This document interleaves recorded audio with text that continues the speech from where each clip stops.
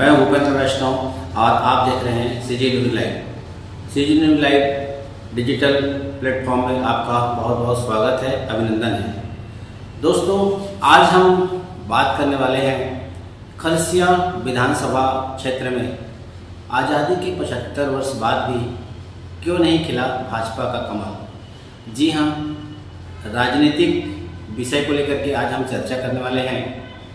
आज़ादी के 75 वर्ष से अधिक आज बीत चुके हैं और अविभाजित मध्य प्रदेश के दौरान 1977 में खरसिया विधानसभा का गठन हुआ और खरसिया विधानसभा के गठन होने के बाद में आज तक एक बार भी खरसिया में भारतीय जनता पार्टी का कमल फूल यहाँ पर नहीं खिला है। अब यहाँ पर चर्चा होती है, यहाँ पर ये विषय बातचीत में आती है कि क्या खरसिया विधानसभा क्षेत्र में भारतीय जनता पार्टी के विकास का जादू नहीं चलता है?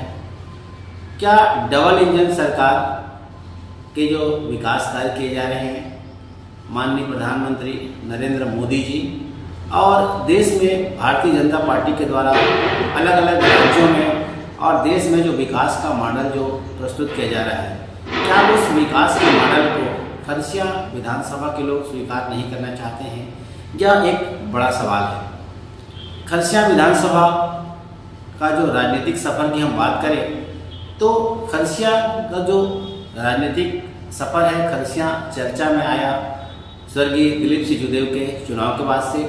लेकिन हम उसके पहले की कुछ बात करें, खरसिया विधानसभा में लक्ष्मी पटेल जो कि कांग्रेस से यहाँ विधानसभा के विधायक रहे, लगातार अनेकों बार उन्होंने खरसिया विधानसभा से राष्ट्रीय कांग्रेस पार्टी का नेतृत्व किया और जब मध्य प्रदेश में अर्जुन सिंह जी को मुख्यमंत्री की जवाबदारी दी गई तो उपचुनाव के लिए उनके लिए सीट तलाशी गई, तब लक्ष्मी पटेल जी ने खरसिया से उन्हें चुनाव लड़ने का न्योता दिया और अपने सीट से उन्होंने इस्तीफा दिया। और यह बात है 1988 की। 1988 खरसिया विधानसभा से दो दिग्गज नेता चुनाव मैदान पर उतरे। कांग्रेस से जहां मध्य प्रदेश के तत्कालीन मध्य प्रदेश के मुख्यमंत्री अर्जुन सिंह, वहीं भारतीय जनता पार्टी से हिंदुत्ववादी प्रखर नेता दिलीप सिंह जूदेव। 1988 के चुनाव से ही खरसिया का जो राजनीतिक जो पहचान है वो पूरे भारत के पटल पर बना। जी हाँ, राजा नहीं फकीर है, छत्तीसगढ़ का वीर है, ऐसे नारों के साथ में दिलीप सिंह जूदेव जी गांव-गांव जाते थे, गली गली मोहल्ले मोहल्ले जा कर के चुनाव प्रचार करते थे।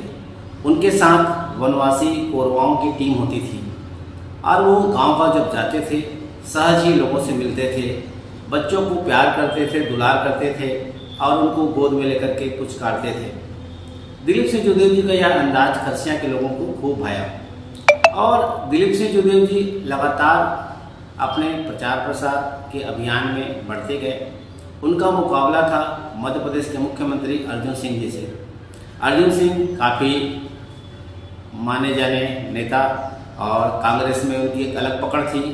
अर्जुन सिंह जी चूँकि मुख्यमंत्री थे, उनके एक आवाज़ में एक फ़ोन में कहीं पर भी बोरिंग या जैसी भी आवश्यकताएं होती थी लोगों की पूरी कर दी जाती थी। या यूँ कहें कि सरकार के साथ में दिलीप सिंह जूदेव जी चुनाव लड़ रहे थे, फिर भी उन्होंने बहुत ही कड़ा मुकाबला किया और दिलीप सिंह जूदेव जी लगभग 8,500 मतों से पराजित हुए। दिलीप सिंह जूदेव जी जब पराजित हुए तो उसके बाद जोरदार उनका आतिशी स्वागत हुआ, जोरदार तरीके से उनको सम्मानित किया गया और दिलीप सिंह जूदेव जी ने बहुत ही सहज भाव से कहा कि मैंने यह चुनाव जीता है, मेरी जीत चुराई गई है। और उस चुनाव के बाद से स्वर्गीय दिलीप सिंह जूदेव जी पूरे भारत के राजनीति में उनकी एक अमिट छाप बन गई। बाद में वो राज्यसभा के सांसद बने, लोकसभा के सांसद बने और केंद्रीय मंत्री बने और काफ़ी उनका एक नाम था। घर वापसी के लिए, हिंदुत्व के लिए दिलीप सिंह जूदेव जी जाने जाते थे। उसके बाद भारतीय जनता पार्टी के पितृपुरुष और भारतीय जनता पार्टी के भीष्म पिता कहे जाने वाले लखीराम अग्रवाल जी, लखीराम अग्रवाल जी ने भी खरसिया से चुनाव लड़ा और लखीराम अग्रवाल जी का सामना नंद कुमार पटेल से हुआ।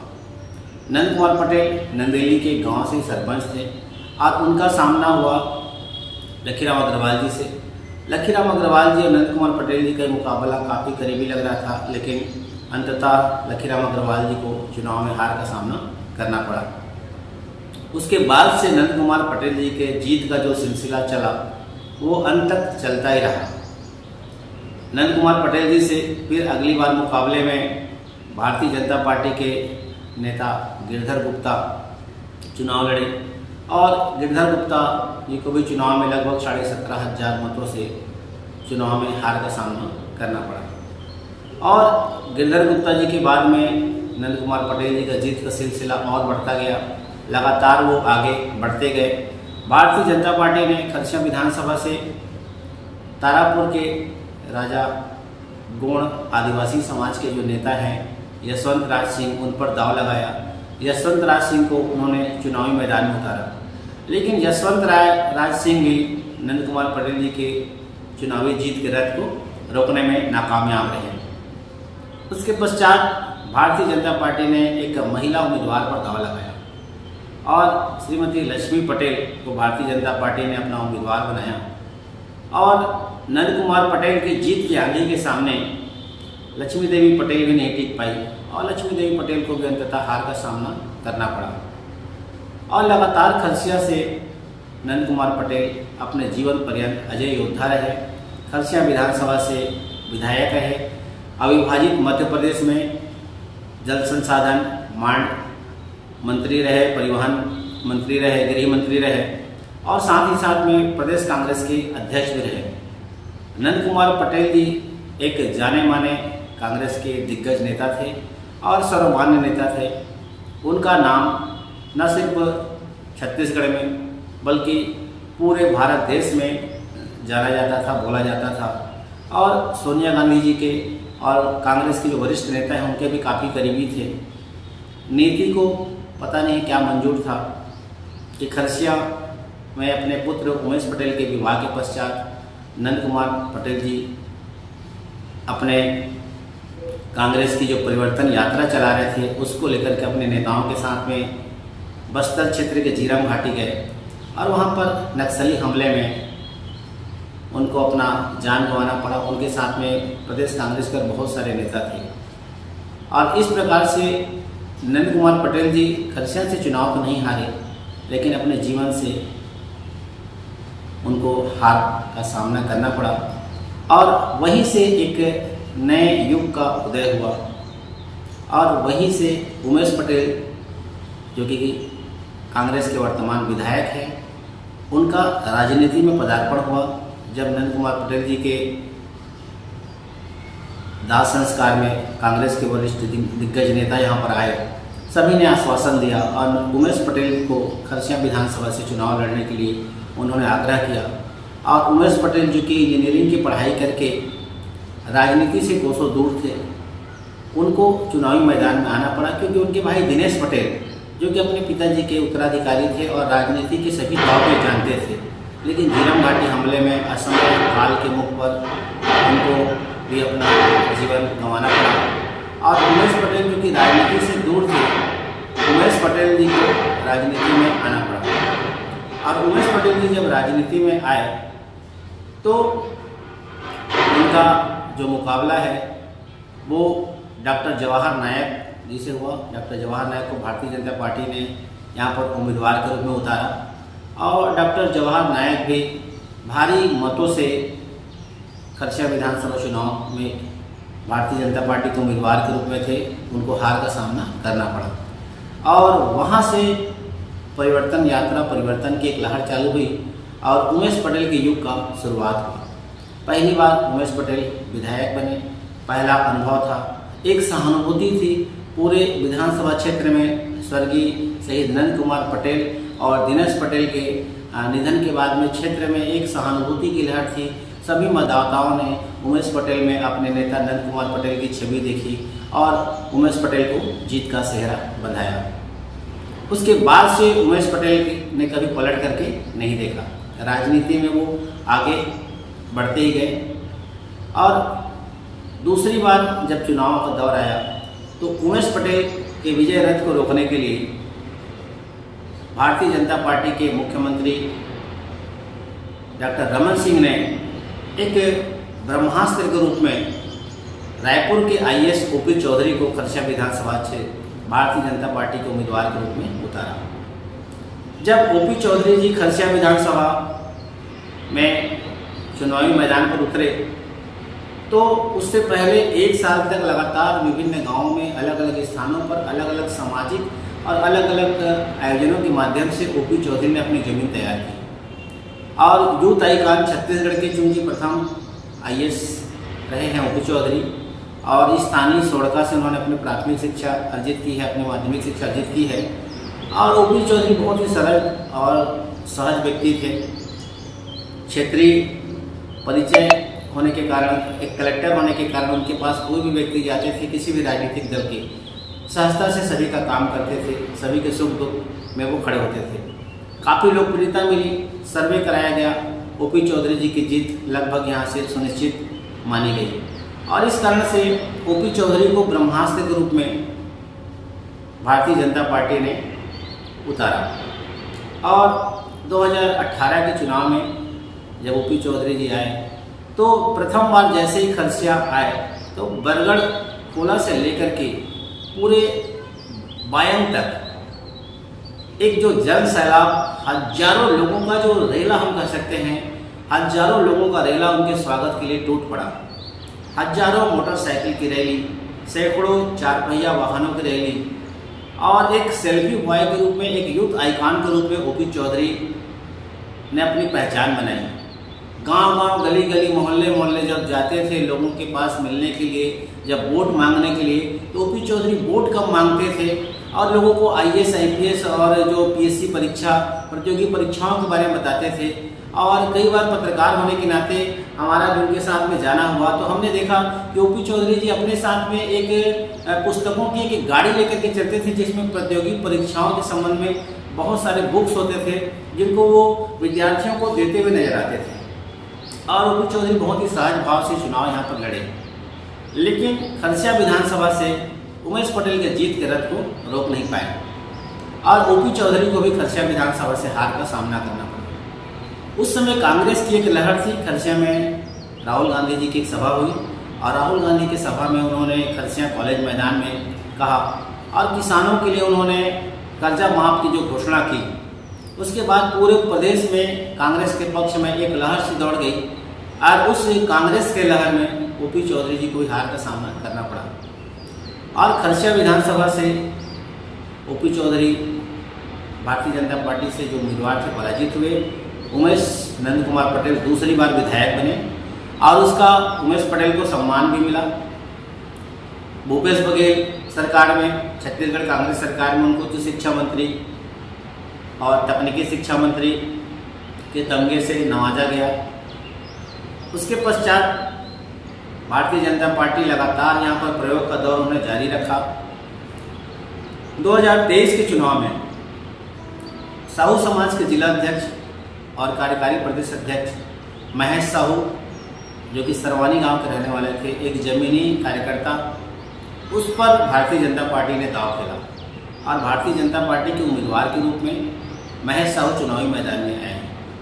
महेश साहू लगातार लोगों से जनसंपर्क में थे, लगातार लोगों के बीच में जा रहे थे और हर किसी को पैर छू करके प्रणाम करना, सहजता से बात करना, लोगों से गले मिलना, लोगों से उनकी जो आत्मीयता है। और जो सर्वे रिपोर्ट है, शुरुआत में जो कांग्रेस ने खरसिया विधानसभा को वॉकओवर माना था, लेकिन लगातार जिस तरीके से महेश साहू लोगों के जनसंपर्क में आते गए, जैसा महेश साहू को रिस्पांस मिलने लगा, उसके बाद में कांग्रेस को भी यह मानना पड़ा कि महेश साहू कोई कमज़ोर प्रत्याशी नहीं है और बाद में कांग्रेस ने भी मोर्चा संभाला और महेश साहू को चुनाव में रोकने के लिए कांग्रेस ने किलाबंदी, घेराबंदी करना प्रारंभ किया। चुनाव से 48 घंटे पूर्व अचानक महेश साहू की तबीयत बिगड़ी।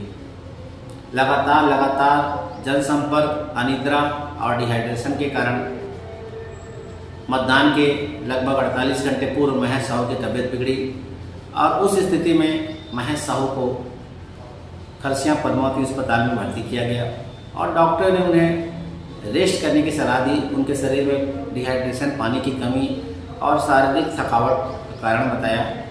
लेकिन खरसिया के जो विधायक थे, जो मंत्री थे उमेश पटेल, उनका अंदाज ही अलग है। उमेश पटेल जी अपने प्रतिद्वंदी महेश साहू, जो भारतीय जनता पार्टी की ओर से विधानसभा के उम्मीदवार थे, उनसे मिलने के लिए पद्मावती पहुंचे। उन्होंने अपने विरोधी प्रत्याशी का हालचाल जाना, उनके स्वास्थ्य के बारे में कुशलक्षेम जाना और उन दोनों के बीच में जो बातचीत, जो मुलाकात हुई, उसकी जो फोटो है सोशल मीडिया में वायरल हुई।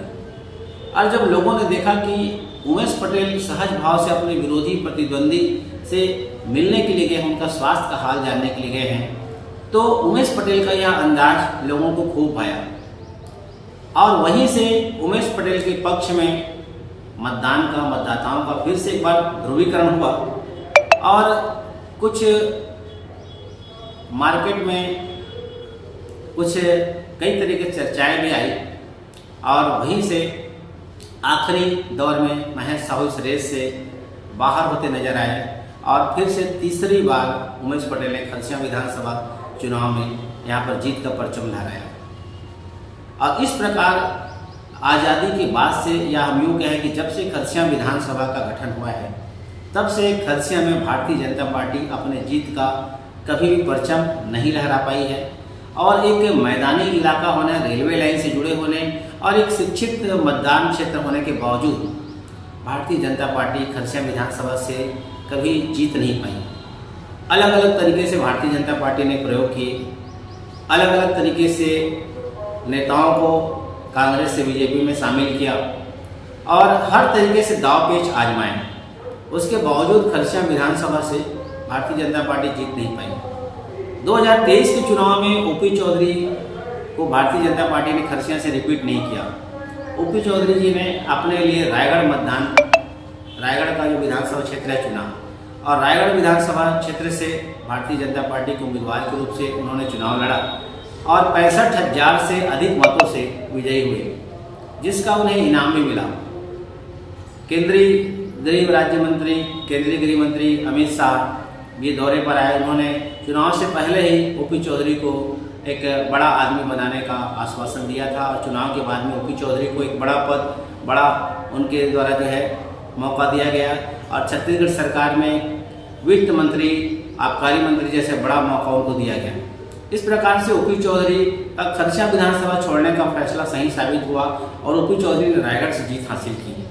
लेकिन इन सब के बीच जो बड़ा विषय, बड़ी जो बात बन करके सामने आती है कि डॉक्टर रमन सिंह के 3 बार के लगातार 15 साल के मुख्यमंत्री का कार्यकाल और लगातार भारतीय जनता पार्टी के द्वारा अलग अलग प्रयोग करने के बाद भी खरसिया विधानसभा से भारतीय जनता पार्टी क्यों नहीं जीत पाई, यह एक बड़ा सवाल है। और यह सवाल आज भी लोगों के मन में गूंज रहा है कि कांग्रेस ने आखिर लगातार खरसिया विधानसभा में अजय रहने के लिए क्या ऐसा गुरु मंत्र हासिल किया है, क्या ऐसी सिद्धि अर्जित की है। यह चर्चा लोगों के बीच में हमेशा बनी रहती है और लगातार खरसिया में प्रयोगों का दौर जारी है।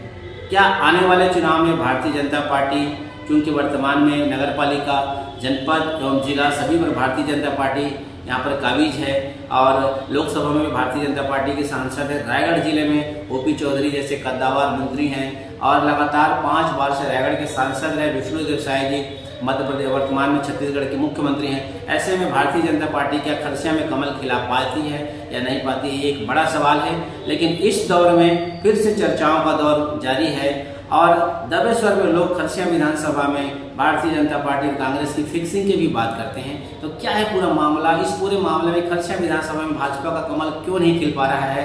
क्या कमी, क्या कारण हो सकते हैं? आप भी अपनी राय, अपने सुझाव और जो भी आप विचार है कमेंट के माध्यम से हमें बता सकते हैं और आगे इस पर हमारी चर्चा जारी रहेगी। ग्राउंड रिपोर्ट के साथ, रियलिटी के साथ, कांग्रेस भाजपा के नेताओं के साथ, जमीनी रिपोर्ट के साथ में फिर हम आपसे मिलेंगे और फेसबुक लाइव के माध्यम से, यूट्यूब के माध्यम से हमारी चर्चा जारी रहेगी। खरसिया विधानसभा में कमल कब तक खिलेगा, क्यों खिलेगा, क्यों नहीं खिलेगा, फिर हम मिलेंगे। तब तक के लिए नमस्कार और आप सभी हमारे साथ में जुड़े रहें। आप सभी का कीमती समय देने के लिए बहुत बहुत धन्यवाद। आप अपने विचार हमारे साथ में साझा करें और अगले एपिसोड में फिर हम बात करेंगे खरसिया विधानसभा में आखिर कमल क्यों नहीं खिल रहा, इसकी जमीनी रिपोर्ट के साथ कार्यकर्ताओं की हम यहाँ पर बयान के साथ में, और नेताओं से हम यहाँ पर उनका बयान ओपिनियन लेकर के फिर से आपसे मिलेंगे।